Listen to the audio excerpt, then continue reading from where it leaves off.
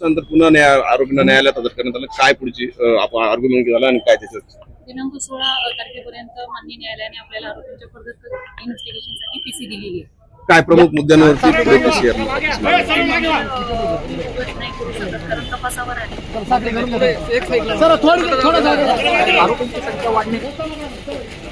Madam काय त्याच्यात प्रमुख डॉक्टरांपैकी 4 डॉक्टर 3 डॉक्टर या ठिकाणी अटक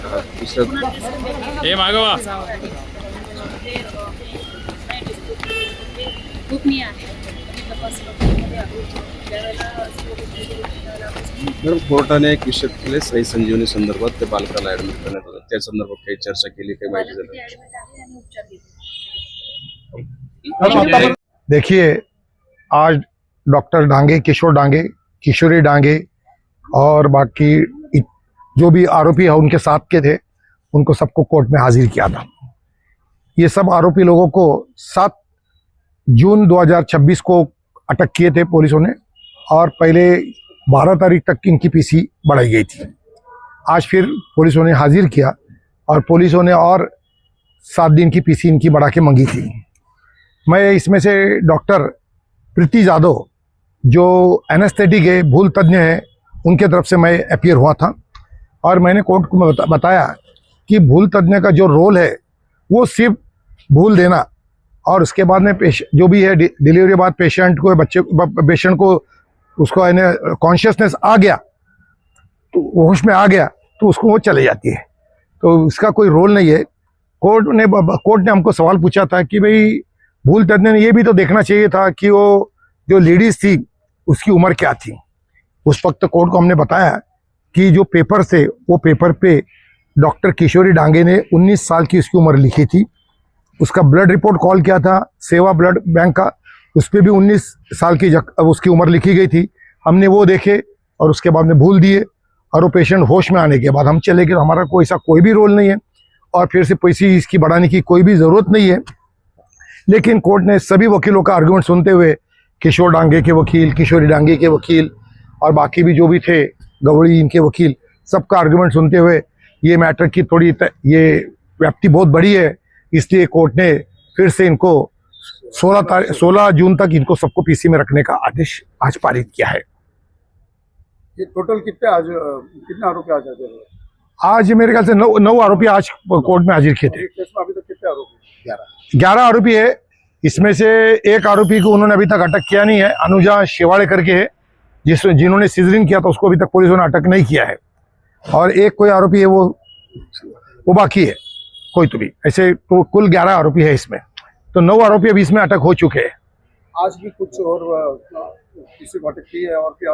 नहीं, आज नहीं, कल अटक किए थे कोई जो आरोपी नंबर 1 और आरोपी नंबर 12 जो लड़के के साथ वो लड़की के कुछ ताल्लुकात थे वो और उसके साथ जिसके ताल्लुकात थे उसको अटक किए थे और कल उनको 15 तारीख तक पीसी उनको मिली है, वो 2 लोगों की। मैं डॉक्टर एडवोकेट मैं एडवोकेट गौरव मते हूँ, डॉक्टर किशोर डांगे को रिप्रेजेंट कर रहा हूँ।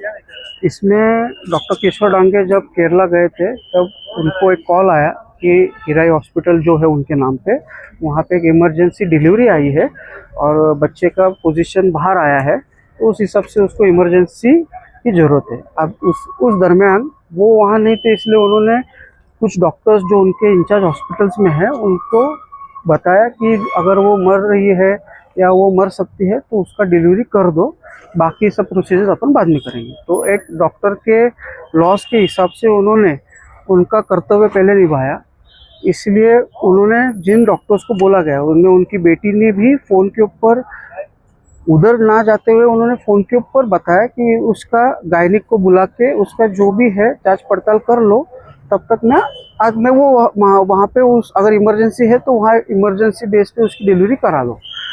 अब उस लड़की की जान बचाने के बाद उस बच्चे को भी बचाया है, बच्चे को साई संजीवनी में एडमिट किया। उस दरमियान कुछ लोग आए और हॉस्पिटल में तमाशा हो गया कि ये लड़की नाजायज़ है, नाबालिग है। तब वो पता चला कि इस लड़की को, नहीं तो हमारे केस पेपर में उसका उम्र 19 साल बताया गया था, इसलिए वो डिलीवरी हुई थी। उस दरमियान हमको ये डर लगा कि इस लड़की का अगर वीडियो वायरल होता है या कोई भी रिपोर्ट वायरल होता है उसकी इज्जत पे वो आँच ना आए इस हिसाब से कुछ उन्होंने चीज़ें रिजर्व रखी। और पुलिस डिपार्टमेंट को बताने में उन्होंने देरी लगी क्योंकि वो किशोर डांगे की राह देख रहे थे, ताकि हॉस्पिटल का रिपोर्ट पे किशोर डांगे की साइन जरूरी होती है और पुलिस को इन्फॉर्म करना किशोर डांगे का कर्तव्य भी है। तो उस दरमियान वो 2 दिन का विलंब हो गया। ये पूरा मामला क्या है, क्या इल्जाम लगाया गया है डॉक्टर डांगे इनके ऊपर जो इल्ज़ाम लगाए गए, अभी जैसे अगर आप पढ़ोगे पोस्को एक्ट है जो 21 है, जो रिपोर्ट नहीं किया उस बच्चे के बारे में या उस लड़की के बारे में, ये इल्ज़ाम उनको लागू पड़ता है। रेप तो डॉक्टर डांगे नहीं कर सकते, उस बच्ची के ऊपर अत्याचार किया ये तो नहीं कर सकते, उस बच्चों की विक्रीकरण करना है ये कुछ और लोग हैं, ये डॉक्टर नहीं है इन्वॉल्व, डॉक्टर ने किसी को बुलाया नहीं है। अगर उनको बच्चा बेचना था तो साई संजीवनी में उनको एडमिट नहीं करते, बच्चे को किसी और जगह रखते थे। इनका उससे कोई संबंध नहीं है। हाँ, उनसे ये गलती हुई, पुलिस को जल्दी बताया नहीं और उन्होंने जान बचाने के उद्देश्य से वो डिलीवरी करा दी जब वो नहीं थे उधर, ये उनसे गलती हुई है। अब इस गलती को तो कानून भी बोलता है कि अगर कोई बच रहा है जिसकी जान धोखे में है तो वो डॉक्टर का पहला कर्तव्य। कस्टडी अब उनको बढ़ा दी गई, अब उनको 5 दिन की कस्टडी दी गई है। तपास अधिकारी मैडम ने भी कहा कि इसमें और भी आरोपी बढ़ने की आशंका है। इसमें अभी जो तहकीकात है वो आरोपी वो उस बच्चों को बेचने के हिसाब से वो उनका डायरेक्शन उसकी तरफ है, इससे डॉक्टर का कोई इन्वेस्टिगेशन में रोल नहीं है। वो जो नहीं बाकी के जो लोग रहेंगे जिनका कुछ इन्वॉल्वमेंट रहेगा, जो पुलिस को कुछ मिला होगा, वो उनका डायरेक्शन उधर जाएगा। Your good name? एडवोकेट गौरव मते। Thank you.